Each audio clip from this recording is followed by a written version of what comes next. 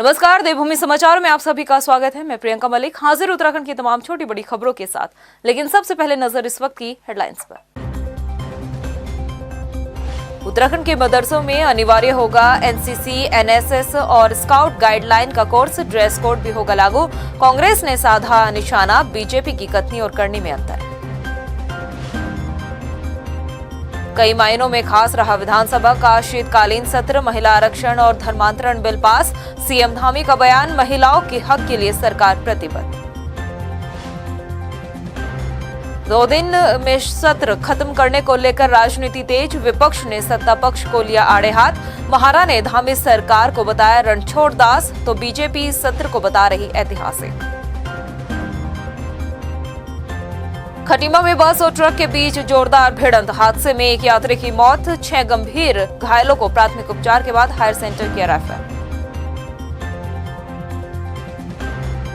और विश्व एड्स दिवस पर देहरादून समेत कई इलाकों में निकाली गई जागरूकता रैली। स्वास्थ्य मंत्री बोले, एआरटी केंद्रों पर एचआईवी पीड़ितों को मुफ्त में दी जा रही दवाएं। हेडलाइंस के बाद बुलेटिन में खबरें विस्तार से। उत्तराखंड के मदरसों में अब एनसीसी, एनएसएस और स्काउट गाइडलाइन का भी कोर्स अनिवार्य कर दिया गया है। शिक्षा मंत्री धन सिंह रावत का कहना है कि जिस तरीके से प्रदेश के स्कूलों में एनसीसी, एनएसएस और स्काउट गाइडलाइन का कोर्स करवाया जाता है, उसी तरीके से नई शिक्षा नीति के तहत अब मदरसों में भी एनसीसी, एनएसएस और स्काउट गाइडलाइन को अनिवार्य किया गया है, जिससे मदरसों में पढ़ने वाले बच्चों को भी इन क्षेत्रों में ज्ञान के साथ अनुभव हासिल हो सके और उन्हें आगे बढ़ने का मौका मिले। वहीं इस मौके पर कांग्रेस के प्रदेश उपाध्यक्ष मथुरा दत्त जोशी का कहना है कि सरकार केवल मदरसों को सुधारने की बात करती है, लेकिन कथनी और करनी में फर्क है। ऐसा है कि एनईपी 2020 लागू करने वाला उत्तराखंड पहला प्रदेश है और राष्ट्रीय शिक्षा नीति में स्पष्ट है कि बच्चों को एनसीसी से भी जोड़ना है, बच्चों को एनएसएस से भी जोड़ना है, बच्चों को रोवर्स रेंजर से भी जोड़ना है, बच्चों को स्काउट गाइड से भी जोड़ना है, बच्चों को रेड क्रॉस संस्थाओं से भी जोड़ना है और बच्चों को सामाजिक बोध से भी जोड़ना है।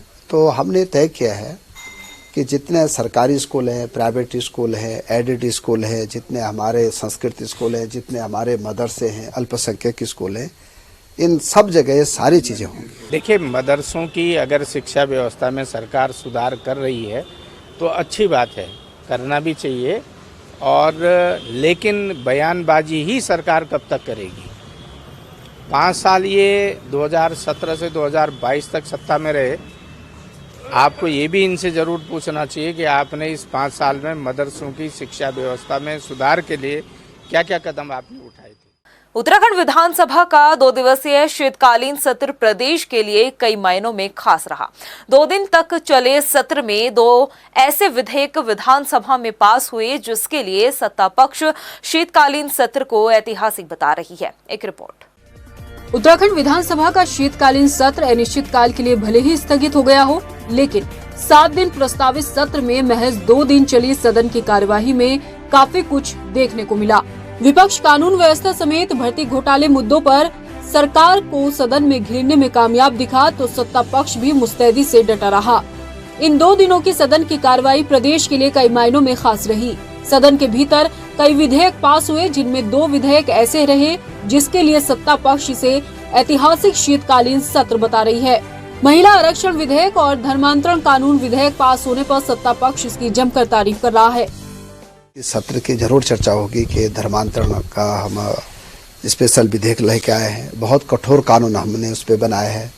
36 जो आरक्षण महिलाओं को 30% देने का था, इसका जो है बिल पास किया है।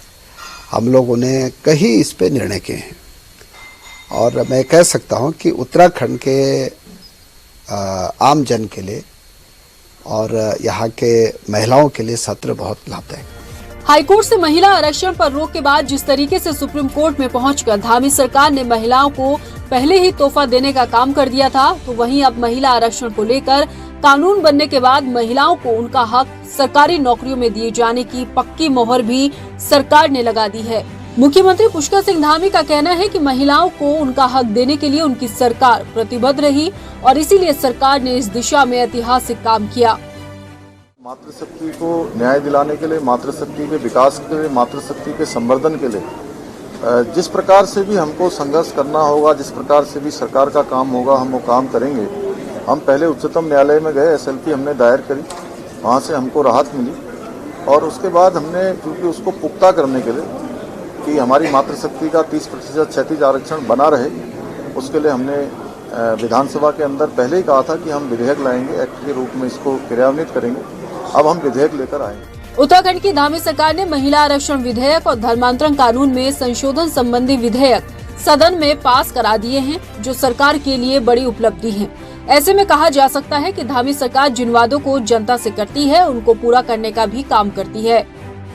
चढ़ती कला टाइम टीवी के लिए देहरादून से मनीष डंगवाल की रिपोर्ट। विधानसभा का शीतकालीन सत्र महज 2 दिन चलने के बाद अनिश्चितकाल के लिए सत्र की कार्यवाही स्थगित कर दी गई है। इसको लेकर विपक्ष सत्ता पक्ष पर लगातार आरोप भी लगा रहा है। इस बीच विधानसभा स्पीकर रितु खंडूरी ने कहा कि सदन टैक्स देने वालों के पैसे से चलता है। उन्होंने कहा कि जब बिजनेस नहीं होगा तो सत्र चलाने का कोई औचित्य नहीं रह जाता। स्पीकर ने ये भी कहा कि किसी का राजनीतिक एजेंडा हो सकता है, उसके लिए मैं सत्र चलाऊं, ये उचित नहीं है। सत्र चलता है, सदन चलता है टैक्स पेयर के पैसे से, और जब मेरे पास कोई भी बिजनेस नहीं होगा तो मेरे लिए सत्र चलाना बेमाने है। जस्ट टू सैटिस्फाई कोई पॉलिटिकल किसी का एजेंडा हो सकता है, केवल उसके लिए मैं सत्र चलाऊं और 3 या 6 या 10 दिन चलाऊं, ये टैक्स पेयर के साथ खिलवाड़ होगा। हार्ड अर्न मनी है, पैसा बहुत मुश्किल से कमाया जाता है, तो इसलिए बिजनेस होगा तो हम 5 दिन 7 दिन जितना भी दिन का बिजनेस होगा उसको अवश्य चलाएं। उत्तराखंड विधानसभा का शीतकालीन सत्र समाप्त हो चुका है, लेकिन विपक्ष ने सत्र को जल्दी खत्म करने को लेकर सरकार पर सवाल खड़े किए हैं। इतना ही नहीं, कांग्रेस के प्रदेश अध्यक्ष करण महारा ने तो धामी सरकार को रणछोड़ दास तक भी कह डाला। एक रिपोर्ट। उत्तराखंड विधानसभा का शीतकालीन सत्र जहां 29 नवंबर से 5 दिसंबर तक आयोजित किए जाने का कार्यक्रम सरकार ने जारी किया था, वहीं मात्र 2 दिन में ही शीतकालीन सत्र अनिश्चितकाल के लिए स्थगित कर दिया गया। इसको लेकर विपक्ष ने सरकार पर सवाल खड़े कर दिए हैं। कांग्रेस प्रदेश अध्यक्ष करण महारा ने धामी सरकार को रणछोड़ दास बताते हुए कहा कि सरकार विपक्ष के सवालों से घबरा गई थी, इसलिए सरकार ने जल्दी सत्र को समाप्त कर दिया। बयान में कहा था कि रणछोड़, और रणछोड़ में ये क्या कहते हैं, सदन चलाएंगे नहीं चलाएंगे, इस पर भी मुझे शंका है, क्योंकि जिस दलदल में सरकार इसमें घिरी हुई है, जिस रसातल में सरकार ने इस राज्य को पहुंचा दिया है, कानून हो, भ्रष्टाचार का मामला हो, चाहे नियुक्तियों के मामले हों, उन सब में सरकार घिरी हुई है और सरकार चाहेगी कि सत्र ना चले। विपक्ष के आरोपों पर कैबिनेट मंत्री धन सिंह रावत का कहना है कि साल 2012 से लेकर 2017 तक किस तरीके से सरकार मनमानी करती रही, ये किसी से छुपा नहीं है। लेकिन मौजूदा वक्त में 2 दिन चले शीतकालीन सत्र के दौरान कई ऐतिहासिक फैसले हुए, जिससे ये कहा जा सकता है कि सत्र ऐतिहासिक रहा। वहीं विधानसभा अध्यक्ष रितु खंडूरी ने भी साफ कर दिया कि बिना बिजनेस के सत्र चलाने का कोई मतलब नहीं, क्योंकि सत्र जनता के पैसों से संचालित होता है। अब विपक्ष को मैं थोड़ा 2012 से लेकर 2017 के बीच ले जाना चाहता हूं, जब हम और हमारे विधायक और हमारे पार्टी के लोग कहते थे कि भाई एक ही दिन में सत्र समेटा जाता था और विपक्ष को बोलने नहीं दिया जाता था। अब तो इतने लोकतांत्रिक व्यवस्था है कि आपने कल भी देखा होगा, सत्र चलता है, सदन चलता है टैक्स पेयर के पैसे से, और जब मेरे पास कोई भी बिजनेस नहीं होगा तो मेरे लिए सत्र चलाना बेमाने है। जस्ट टू सैटिस्फाई कोई पॉलिटिकल किसी का एजेंडा हो सकता है, केवल उसके लिए मैं सत्र चलाऊं और 3 या 6 या 10 दिन चलाऊं, ये टैक्स पेयर के साथ खिलवाड़ होगा। हार्ड अर्न मनी है, पैसा बहुत मुश्किल से कमाया जाता है, तो इसलिए बिजनेस होगा तो हम 5 दिन 7 दिन जितना भी दिन का बिजनेस होगा उसको अवश्य चलाएंगे। कुल मिलाकर देखें तो ये बात हकीकत है कि 7 दिन के प्रस्तावित सत्र को महज 2 दिन बाद ही अनिश्चितकाल के लिए स्थगित कर दिया गया, जिसको लेकर विपक्ष सत्ता पक्ष पर हमलावर है। लेकिन स्पीकर रितु खंडूरी के बयान ने अगर और मगर की स्थिति को भी साफ कर दिया है कि बिना बिजनेस के सत्र चले तो आखिर कैसे चलेगा। चढ़ती कला टाइम टीवी के लिए देहरादून से सुशांत सिंह की रिपोर्ट। शिक्षा महानिदेशक बंशीधर तिवारी ने बैठक में गलत सूचना देने पर नैनीताल जिले के शिक्षा अधिकारी हर्ष बहादुर चंद के खिलाफ जांच के आदेश दे दिए हैं। 5 दिसंबर तक प्रकरण की जांच कर रिपोर्ट सौंपने की बात कही है। शिक्षा महानिदेशक ने आदेश में कहा कि जिला शिक्षा अधिकारी हर्ष बहादुर ने 25 नवंबर 2022 को नैनीताल के सर्किट हाउस में शिक्षा मंत्री द्वारा ली गई बैठक में गलत आंकड़े पेश किए थे, जिसको लेकर उनके खिलाफ जांच बैठाई गई है। नहीं, देखिए, निश्चित रूप से गंभीर विषय है और माननीय मंत्री जी की अध्यक्षता में वो बैठक थी और माननीय विधायक लोग यहाँ उपस्थित थे और उनके द्वारा ये कहा गया कि कोई भी विद्यालय ऐसा नहीं जो शिक्षक विहीन है, जबकि खंड शिक्षा अधिकारी का ये कहना था कि ऐसे हमारे ब्लॉक में 10 विद्यालय हैं। तो निश्चित रूप से गंभीर बात है, गलत तथ्य नहीं रखना चाहिए। इसी के लिए हमने जाँच किया और जाँच दिया है जो अपर निदेशक प्रारंभिक हैं और जाँच करके अगर पूरी तरह सिद्ध होता है कि अगर उन्होंने ही शिक्षक विहीन किया या शिक्षा की व्यवस्था नहीं की और उसमें अगर गंभीरता पाई जाती है तो निश्चित रूप से कार्रवाई करेंगे। वहीं विश्व एड्स दिवस के अवसर पर देहरादून में जन जागरूकता रैली का आयोजन किया गया, जिसे स्वास्थ्य मंत्री डॉक्टर धन सिंह रावत ने हरी झंडी दिखाकर रवाना किया है। स्वास्थ्य मंत्री धन सिंह रावत ने कहा कि राज्य सरकार की ओर से प्रदेश के सभी जिलों में जन जागरूकता रैली निकाली जा रही है। प्रदेश भर में एड्स के करीब 5000 से ज्यादा मरीज है। रैली का मकसद लोगों को एड्स के प्रति जागरूक करना है। जो HIV ग्रसित जो व्यक्ति हैं उनके साथ किसी भी प्रकार का जो भेदभाव अगर समाज में किया जाता है तो वो ना किया जाए। वो उसमें और जो आम जनमानस है उनमें कोई अंतर नहीं है। वो सिंपल एक वायरस उनके शरीर के अंदर है और अगर वो अपना जो इलाज है, जो ART थेरेपी लेते रहें, इसके अलावा न्यूट्रिशन अच्छा रखें, मन अपना अच्छा रखें और जो समाज है उनको मुख्य धारा में जोड़ करके रखें, तो जो इक्वलाइज की जो थीम है उसको हम कर सकते हैं। सभी जितने भी हमारे NSS के बच्चे हैं, NCC के बच्चे हैं, रेड क्रॉस के बच्चे हैं, हमारे कॉलेजों में रहने वाले लोग हैं, जो सामाजिक कार्यकर्ता हैं, इसकी जन जागरूकता के लिए एक हर जिले स्तर पे और हर कस्बे स्तर पे रैलियाँ निकाल रहे हैं।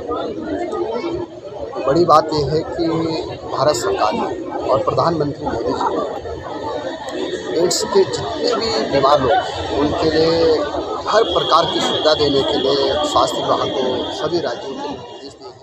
वहीं हल्द्वानी के मिनी स्टेडियम में जिला स्तरीय खेल महाकुंभ का आगाज हो चुका है। खेल महाकुंभ की शुरुआत जिला पंचायत अध्यक्ष बेला तौलिया ने की। खेल महाकुंभ में 10 दिन तक अलग अलग प्रतियोगिताएं चलेंगी। खेल महाकुंभ के जरिए स्थानीय खेलों को भी बढ़ावा दिया जाएगा, जिसमें मलखम्ब, खो खो, कबड्डी शामिल है। नैनीताल जिले के 8 ब्लॉकों के करीब 400 छात्र छात्राएं खेल महाकुंभ में हिस्सा ले रहे हैं। खेलों के प्रति बच्चों में भी काफी उत्साह देखने को मिल रहा है। और मैं एथलेटिक्स में 600 मीटर करने आया हूँ यहाँ और मेरे को लगता है ज़िले से बाहर जाके मेरे को ओलंपिक तक जाना है। बहुत बेनिफिट है क्योंकि हम यहाँ से जाके स्टेट में हम जैसे स्पॉन्सर हो सकते हैं बाकी खिलाड़ियों की तरह और नेशनल तक जाने का एक सपोर्ट। जी देखिए, हमारे बच्चों ने इसमें बढ़ चढ़कर हिस्सा लिया है।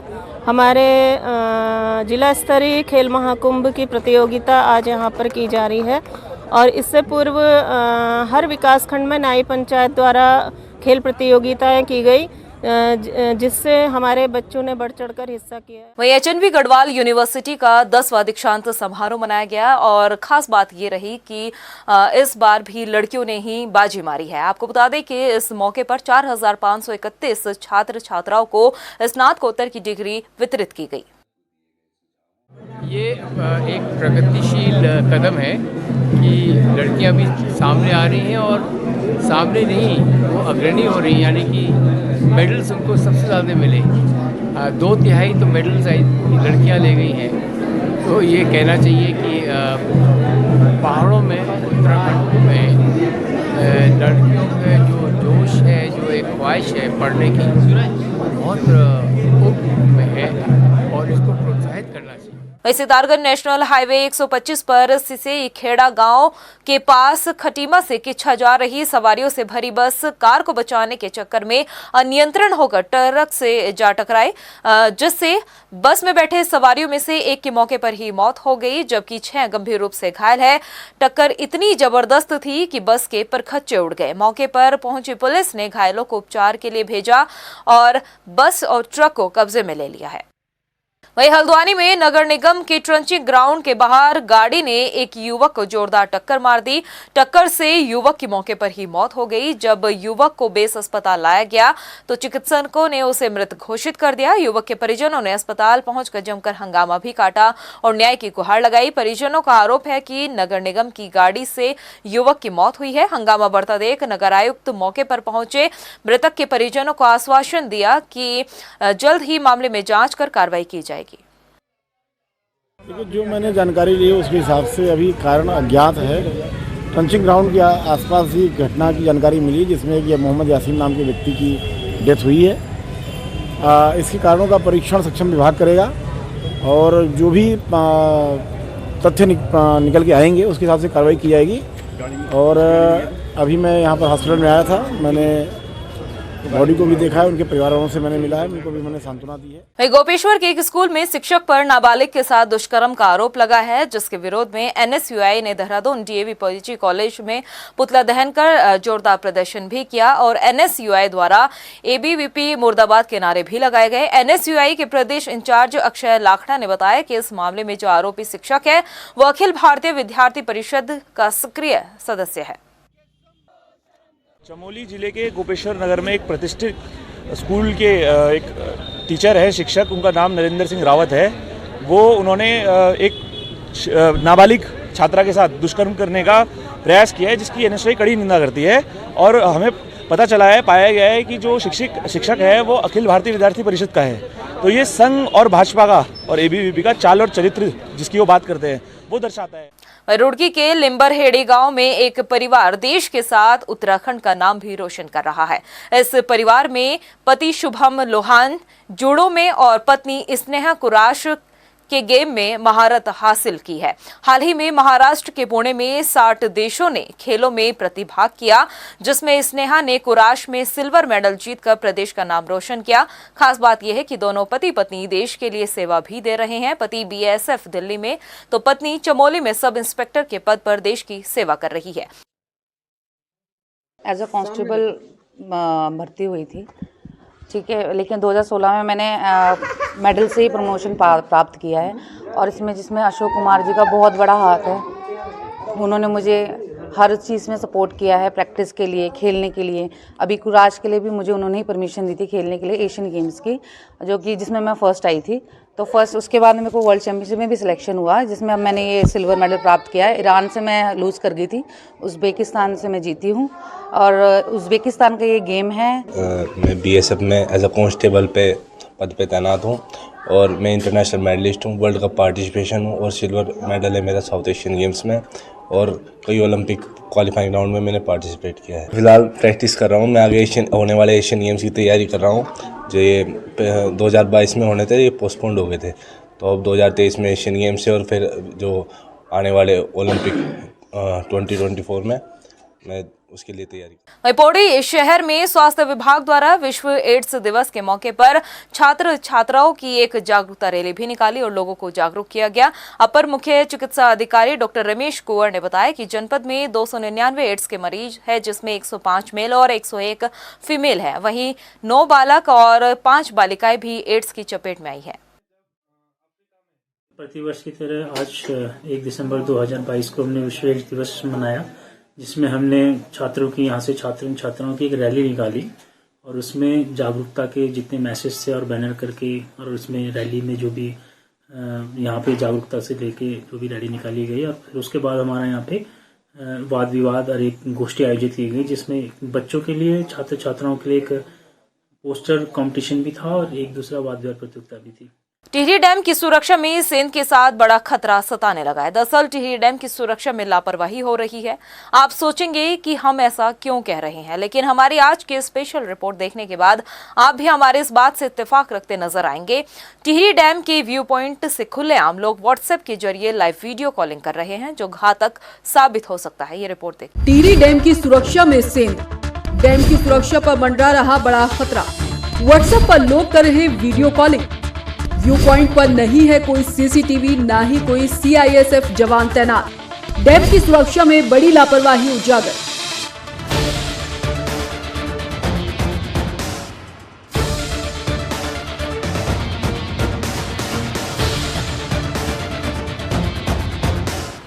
अगर हम ये कहें कि टिहरी डैम की सुरक्षा में इन दिनों बड़ी सेंध लगने की तैयारी होने के साथ डैम की सुरक्षा पर बड़ा खतरा मंडरा रहा है, तो ये कहना गलत नहीं होगा। टिहरी डैम की सुरक्षा राष्ट्र के लिए इसलिए भी जरूरी है क्योंकि टिहरी बांध भारत का सबसे ऊंचा और दुनिया का 12वां ऊंचा बांध है। लेकिन इन दिनों टिहरी डैम की सुरक्षा में बड़ी लापरवाही देखने को मिल रही है। आलम यह है कि टिहरी डैम के व्यू पॉइंट पर सीसीटीवी कैमरे की मौजूदगी न होने से सवाल बड़े हो जाते हैं कि आखिर ये लापरवाही क्यों और किस लिए है।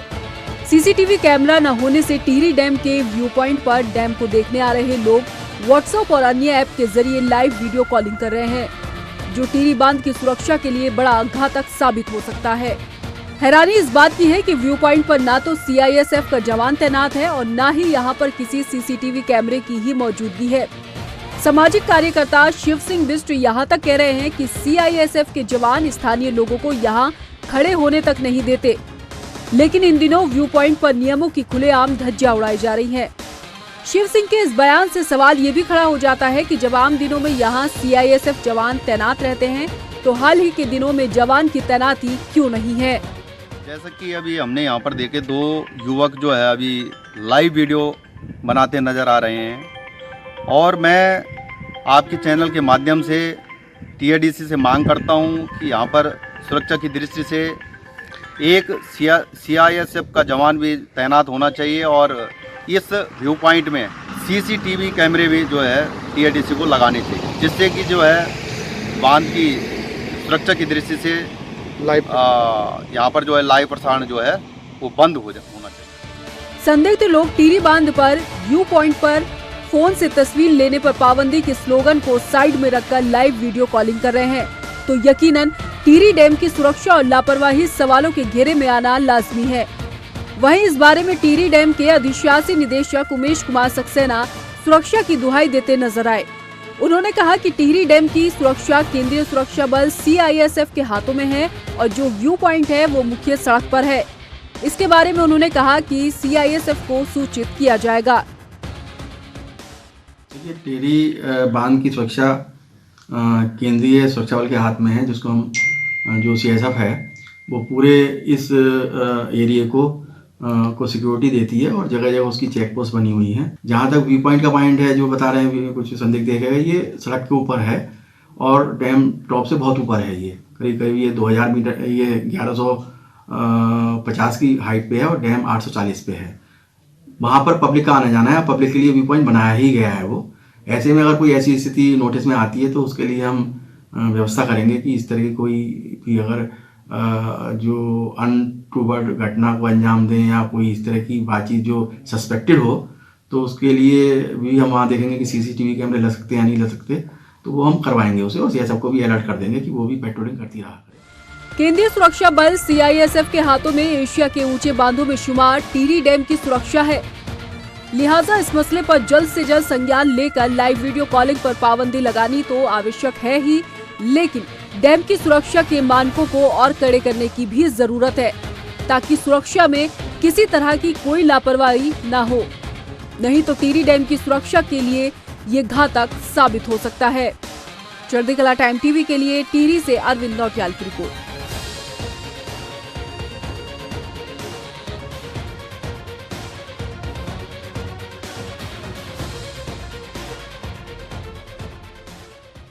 प्रदेश की खबरों में इतना ही, फिर हाजिर होंगे कुछ खास खबरों के साथ, लेकिन जाने से पहले एक नजर हेडलाइंस पर। नमस्कार।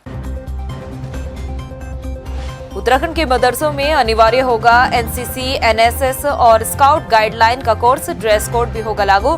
कांग्रेस ने साधा निशाना, बीजेपी की कथनी और करनी में अंतर। कई मायनों में खास रहा विधानसभा का शीतकालीन सत्र, महिला आरक्षण और धर्मांतरण बिल पास। सीएम धामी का बयान, महिलाओं के हक के लिए सरकार प्रतिबद्ध। 2 दिन में सत्र खत्म करने को लेकर राजनीति तेज, विपक्ष ने सत्ता पक्ष को लिया आड़े हाथ। महारा ने धामी सरकार को बताया रणछोड़ दास, तो बीजेपी सत्र को बता रही ऐतिहासिक। खटीमा में बस और ट्रक के बीच जोरदार भिड़ंत, हादसे में एक यात्री की मौत, 6 गंभीर घायलों को प्राथमिक उपचार के बाद हायर सेंटर किया रेफर।